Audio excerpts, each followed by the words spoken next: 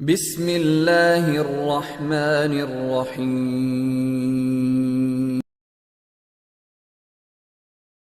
اور مسلمانوں،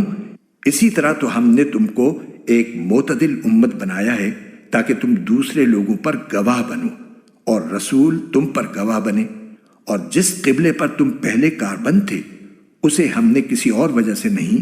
بلکہ صرف یہ دیکھنے کے لیے مقرر کیا تھا کہ کون رسول کا حکم مانتا ہے اور کون الٹے پاؤں پھر جاتا ہے۔ اور اس میں شک نہیں کہ یہ بات تھی بڑی مشکل، لیکن ان لوگوں کے لیے ذرا بھی مشکل نہ ہوئی جن کو اللہ نے ہدایت دے دی تھی۔ اور اللہ تعالیٰ ایسا نہیں کہ تمہارے ایمان کو ضائع کر دے، در حقیقت اللہ لوگوں پر بہت شفقت کرنے والا بڑا مہربان ہے۔ یعنی جس طرح ہم نے اس آخری زمانے میں تمام دوسری جہتوں کو چھوڑ کر کعبے کی سمت کو قبلہ بننے کا شرف عطا فرمایا اور تمہیں اسے دل و جان سے قبول کرنے کی ہدایت دی، اسی طرح ہم نے تم کو دوسری امتوں کے مقابلے میں سب سے زیادہ معتدل اور متوازن امت بنایا ہے۔ تفسیر کبیر۔ چنانچہ اس امت کی شریعت میں ایسے مناسب احکام رکھے گئے ہیں جو قیامت تک انسان کی صحیح رہنمائی کر سکیں۔ معتدل امت کی یہ خصوصیت بھی اس آیت میں بیان فرمائی گئی ہے کہ اس امت کو قیامت کے دن انبیاء کرام کے گواہ کے طور پر پیش کیا جائے گا۔ اس کی تفصیل صحیح بخاری کی ایک حدیث میں یہ بیان ہوئی ہے کہ جب پچھلے انبیاء کی امتوں میں سے کافر لوگ صاف انکار کر دیں گے کہ ہمارے پاس کوئی نبی نہیں آیا تھا، تو امت محمدیہ کے لوگ انبیاء کرام کے حق میں گواہی دیں گے کہ انہوں نے رسالت کا حق ادا کرتے ہوئے اپنی اپنی امتوں کو پوری طرح اللہ تعالیٰ کا پیغام پہنچا دیا تھا، اور اگرچہ ہم خود اس موقع پر موجود نہیں تھے لیکن ہمارے نبی کریم محمد مصطفیٰ صلی اللہ علیہ وسلم نے وحی سے باخبر ہو کر ہم کو یہ بات بتلا دی تھی، اور ہمیں ان کی بات پر اپنے ذاتی مشاہدے سے زیادہ اعتماد ہے۔ دوسری طرف رسول کریم صلی اللہ علیہ وسلم اپنی امت کی اس بات کی تصدیق فرمائیں گے۔ نیز بعض مفسرین نے امت محمدیہ کے گواہ ہونے کے یہ معنی بھی بیان کیے ہیں کہ شہادت سے مراد حق کی دعوت و تبلیغ ہے، اور یہ امت پوری انسانیت کو اس طرح حق کا پیغام پہنچائے گی جس طرح حضرت صلی اللہ علیہ وسلم نے ان کو پہنچایا تھا۔ باتیں دونوں اپنی اپنی جگہ درست ہیں اور ان میں کوئی تعارض بھی نہیں۔ مطلب یہ ہے کہ پہلے کچھ عرصے کے لیے بیت المقدس کو قبلہ بنانے کا جو حکم ہم نے دیا تھا اس کا مقصد یہ امتحان لینا تھا کہ کون قبلے کی اصل حقیقت کو سمجھ کر اللہ تعالیٰ کے حکم کی تعمیل کرتا ہے، اور کون ہے جو کسی ایک قبلے کو بذات خود ہمیشہ کے لیے مقدس مان کر اللہ کے بجائے اسی کی عبادت شروع کر دیتا ہے۔ قبلے کی تبدیلی سے یہی واضح کرنا مقصود تھا کہ عبادت بیت اللہ کی نہیں اللہ کی کرنی ہے، ورنہ اس میں اور بت پرستی میں کیا فرق رہ جاتا ہے۔ اگلے جملے میں اللہ تعالیٰ نے یہ بھی واضح فرما دیا کہ جو لوگ صدیوں سے بیت اللہ کو قبلہ مانتے چلے آ رہے تھے ان کے لیے اچانک بیت المقدس کی طرف رخ موڑ دینا کوئی آسان بات نہ تھی، کیونکہ صدیوں سے دلوں پر حکمرانی کرنے والے اعتقادات کو یکا یک بدل لینا بڑا مشکل ہوتا ہے۔ لیکن جن لوگوں کو اللہ نے یہ سمجھ عطا فرمائی کہ کسی بھی چیز میں کوئی ذاتی تقدس نہیں اور اصل تقدس اللہ تعالیٰ کے حکم کو حاصل ہے، ان کو نئے قبلے کی طرف رخ کرنے میں ذرا بھی دقت پیش نہیں آئی، کیونکہ وہ سمجھ رہے تھے کہ ہم پہلے بھی اللہ کے بندے اور اس کے تابع فرمان تھے اور آج بھی اسی کے حکم پر ایسا کر رہے ہیں۔ اس سلسلہ کلام میں اس جملے کا ایک مطلب تو حضرت حسن بصری رحمۃ اللہ نے یہ فرمایا ہے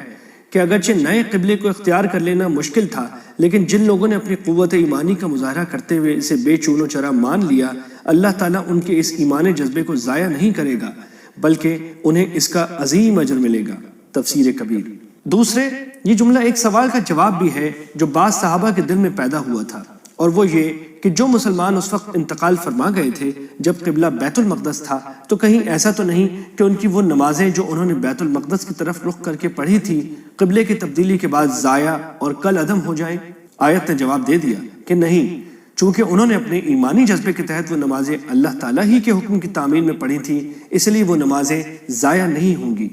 اے پیغمبر، ہم تمہارے چہرے کو بار بار آسمان کی طرف اٹھتے ہوئے دیکھ رہے ہیں، چنانچہ ہم تمہارا رخ ضرور اس قبلے کی طرف پھیر دیں گے جو تمہیں پسند ہے۔ لو،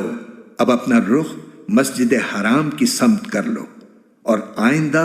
جہاں کہیں تم ہو اپنے چہروں کا رخ نماز پڑھتے ہوئے اسی کی طرف رکھا کرو، اور جن لوگوں کو کتاب دی گئی ہے وہ خوب جانتے ہیں کہ یہی بات حق ہے جو ان کے پروردگار کی طرف سے آئی ہے، اور جو کچھ یہ کر رہے ہیں اللہ اس سے غافل نہیں ہے۔ جب بیت المقدس کو قبلہ بنایا گیا تو حضرت صلی اللہ علیہ وسلم کو یہ اندازہ تھا کہ یہ حکم عارضی ہے، اور چونکہ بیت اللہ بیت المقدس کے مقابلے میں زیادہ قدیم بھی تھا اور اس سے حضرت ابراہیم علیہ السلام کی یادیں بھی وابستہ تھیں، اس لیے آپ کی طبعی خواہش بھی یہی تھی کہ اسی کو قبلہ بنایا جائے۔ چنانچہ آن حضرت صلی اللہ علیہ وسلم قبلے کی تبدیلی کے انتظار اور اشتیاق میں کبھی کبھی آسمان کی طرف منہ اٹھا کر دیکھتے تھے۔ اس آیت میں آپ کی اسی کیفیت کو بیان کیا گیا ہے۔ یعنی اہل کتاب اچھی طرح جانتے ہیں کہ قبلے کی تبدیلی کا جو حکم دیا گیا ہے وہ بالکل برحق ہے۔ اس کی ایک وجہ تو یہ ہے کہ وہ لوگ حضرت ابراہیم علیہ السلام کو مانتے تھے اور یہ بات تاریخی طور پر ثابت تھی کہ انہوں نے اللہ تعالیٰ کے حکم سے مکے میں کعبہ تعمیر کیا تھا، بلکہ بعض مورخین نے خود تورات کے دلائل سے ثابت کیا ہے کہ حضرت ابراہیم علیہ السلام کی تمام اولاد بشمول حضرت اسحاق علیہ السلام کا قبلہ کعبہ ہی تھا۔ اس کی تحقیق کے لیے دیکھیے مولانا حمید الدین فراہی کا رسالہ ذبیح کون ہے، صفحہ 35 تا 38۔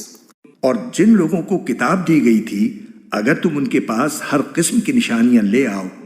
تب بھی یہ تمہارے قبلے کی پیروی نہیں کریں گے،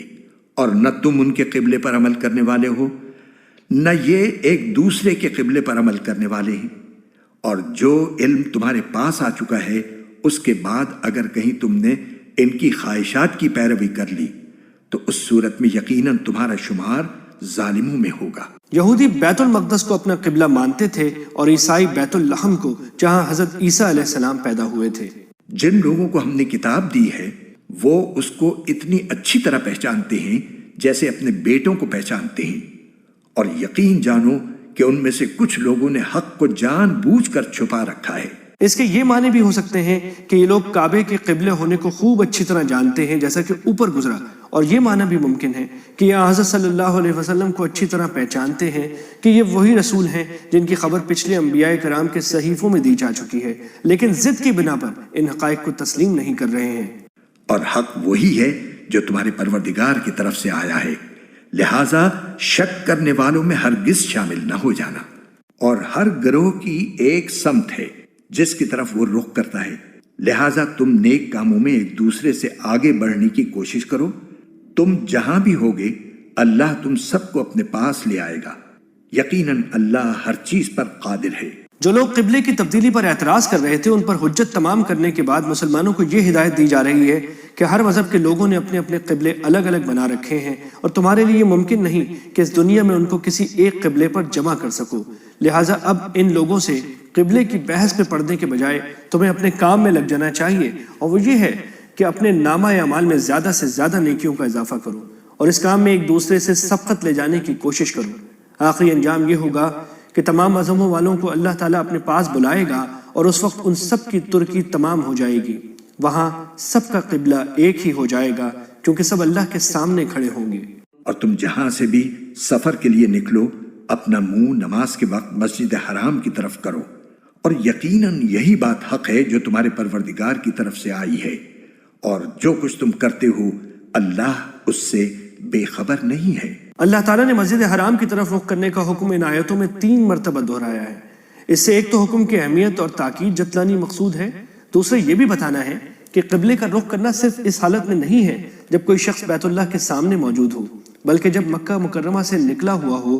تب بھی یہی حکم ہے، اور کہیں دور چلا جائے تب بھی یہ فریضہ ختم نہیں ہوتا۔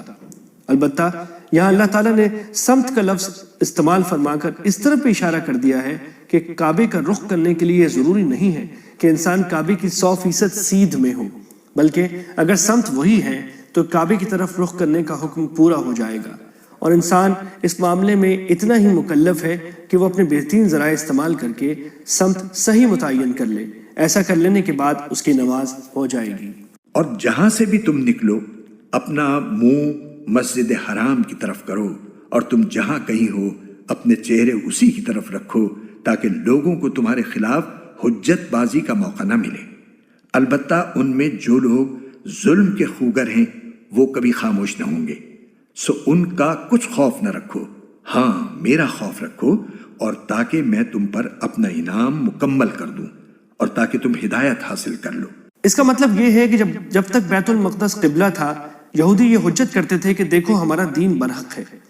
اس لیے یہ لوگ ہمارے قبلے کو اختیار کرنے پر مجبور ہوئے ہیں، اور مشرکین مکہ یہ بحث کرتے تھے کہ مسلمان اپنے آپ کو حضرت ابراہیم علیہ السلام کا متبع کہتے ہیں، مگر انہوں نے ابراہیمی قبلے کو چھوڑ کر ان سے سنگین انحراف کر لیا ہے۔ اب جب کہ قبلے کی تبدیلی میں جو مصلحت تھی وہ حاصل ہو گئی اور اس کے بعد مسلمان ہمیشہ کے لیے کعبے کو قبلہ قرار دے کر اس پر عمل پیرا ہوں گے تو ان دونوں کی حجتیں ختم ہو جائیں گی۔ البتہ وہ کٹ حجت لوگ جنہوں نے اعتراض کرتے رہنے کی قسم ہی کھا رکھی ہے ان کی زبانیں کوئی نہیں روک سکتا، لیکن مسلمانوں کو ان سے خوف کھانے کی ضرورت نہیں ہے، انہیں اللہ کے سوا کسی سے ڈرنا نہیں چاہیے۔ یہ انعام ایسا ہی ہے جیسے ہم نے تمہارے درمیان تمہیں میں سے ایک رسول بھیجا جو تمہارے سامنے ہماری آیتوں کی تلاوت کرتا ہے اور تمہیں پاکیزہ بناتا ہے اور تمہیں کتاب اور حکمت کی تعلیم دیتا ہے اور تمہیں وہ باتیں سکھاتا ہے جو تم نہیں جانتے تھے۔ 100 حضرت ابراہیم علیہ السلام نے کعبے کی تعمیر کے وقت 2 دعائیں کی تھی، ایک یہ کہ ہماری نسل سے ایسی امت پیدا فرمائیے جو آپ کی مکمل فرما بردار ہو، اور دوسری یہ کہ ان میں ایک رسول بھیجیے۔ دیکھیں پیچھے آیات 128-29۔ اللہ تعالیٰ نے پہلی دعا اس طرح قبول فرمائی کہ امت محمدیہ علیہ صابح السلام کو معتدل امت قرار دے کر پیدا فرمایا۔ دیکھیے آیت 143۔